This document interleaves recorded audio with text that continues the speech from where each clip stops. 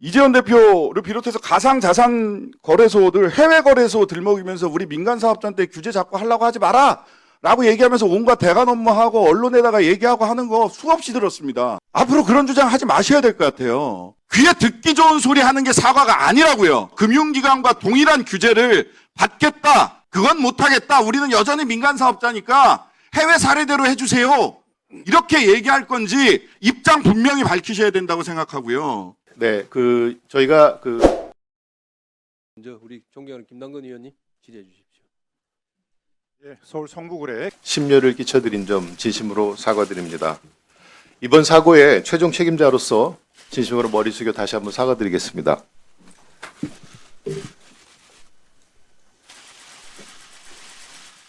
이번 빗썸 대규모 오지급 사건, 현재 가상자산시장 안정성 얼마나 취약한지, 그리고 시장에 대한 신뢰가 한순간에 무너질 수 있다라는 거 보여주었고요.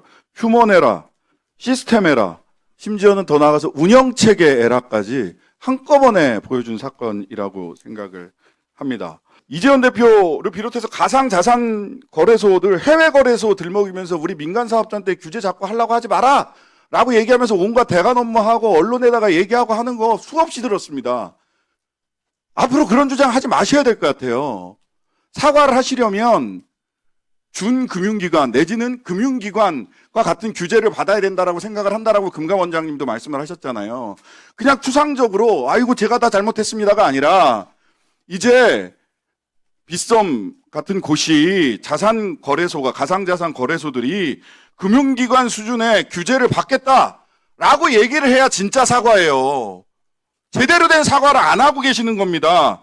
소비자 보호와 관련된 규제 이제 무슨 뭐 해외 사례 어쩌고 저쩌고 들먹이지 않고 받겠습니다. 그리고 내부 통제에 대한 규제 금융기관과 동일하게 받겠습니다. 위험관리 체계 규제 내부 위험관리 체계 규제 금융기관과 동일하게 받겠습니다. 이게 진정한 사과입니다. 귀에 듣기 좋은 소리 하는 게 사과가 아니라고요.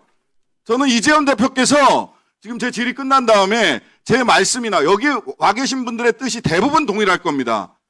이와 관련해서 금융기관과 동일한 규제를 받겠다. 그건 못하겠다. 우리는 여전히 민간 사업자니까 해외 사례대로 해주세요. 이렇게 얘기할 건지 입장 분명히 밝히셔야 된다고 생각하고요. 밝히셔야 됩니다. 예. 그게 진짜 사과예요. 사과하시려면 제대로 하셔야 돼요. 고개 숙이는 게 사과가 아니라고요. 저는 이 사건 보면서 사전 그리고 이 진행 과정, 사후, 대책, 그다음에 피해 구제 모두의 문제점이 있었다라고 보는데요. 첫 번째, 국민들이 궁금해하는 거예요. 다음 슬라이드 좀 넘겨주십시오.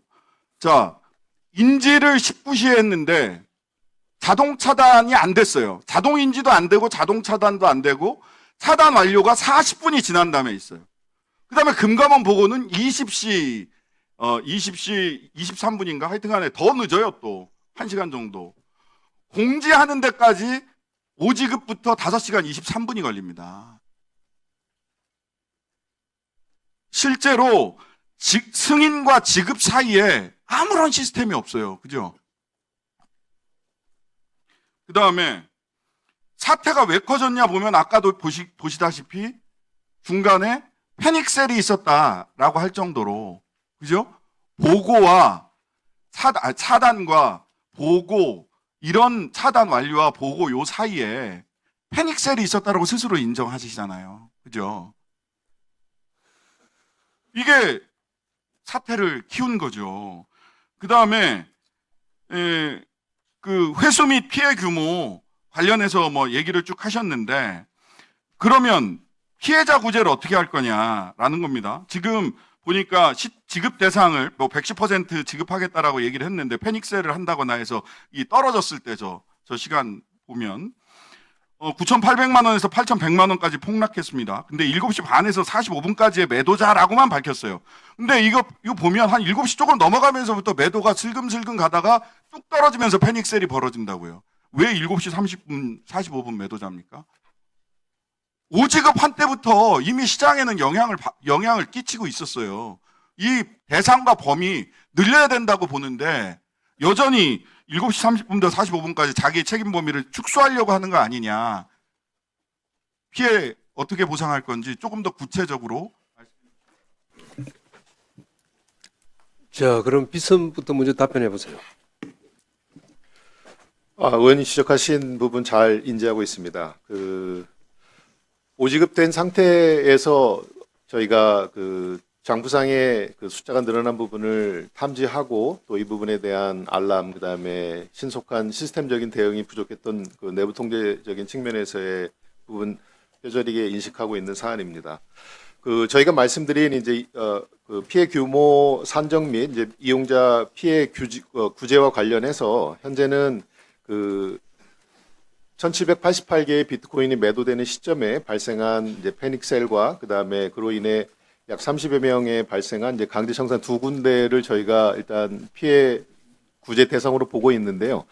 현재 감독원과 함께 점검 그리고 검사 상태에서 좀 더 상세한 내용을 들여다보고 있고, 추가적으로 말씀드리면 저희 고객센터를 통해서 접수되고 있는 다양한 민원들을 통해서 좀 더 폭넓게 피해자 구제와 관련된 범위를 설정하고 완료해 나가도록 노력하겠습니다.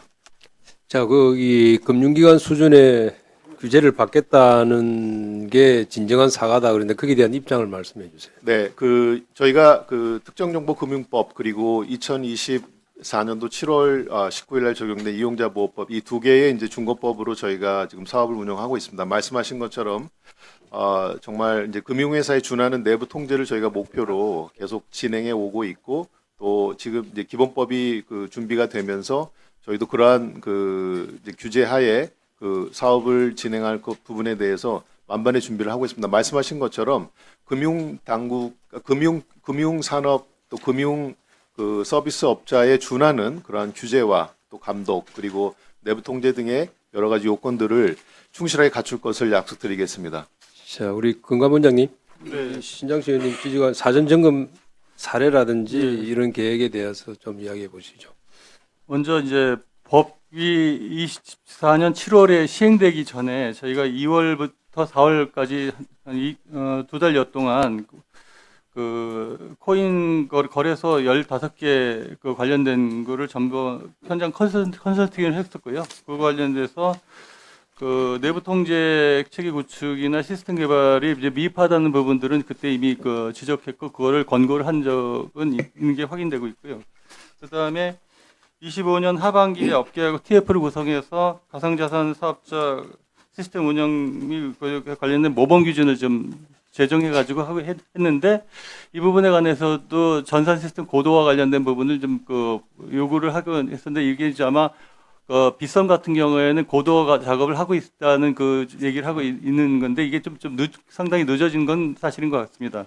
그래서 업비트 같은 경우는 이미 그 부분을 좀 상당 부분 보완해서 현재 5분 수준으로 지금 운영하고 있는 그런 상황으로 알고 있습니다.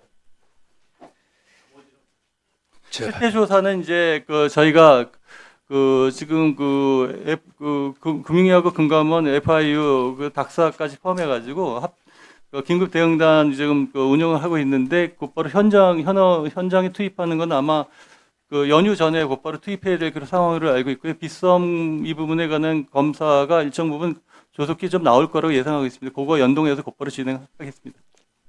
자, 그다음에 우리 부위원장. 지배구조법 제24조에 보면 이제 상세한 내용들이 만들어져 있습니다. 그래서 금융회사와 거의 동일하게 준하는 수준을 넘어서 거의 저는 동일하게 해야 될 것 같고, 2단계법은 저희가 굉장히 속도를 내겠습니다. 그런데 그 법이 시행되기 전이라도 지금 내부 통제 기준이 잘 마련되어 있습니다. 그 기준을 사업자들이 실제 이행할 수 있도록 그렇게 지도 감독을 해 나가겠습니다. 자, 마무리하세요. 오늘 시간이 없기 때문에. 자, 우리 다른 의원님들도 많이 하실 것 같아요. 자, 존경하는 김현정 의원님.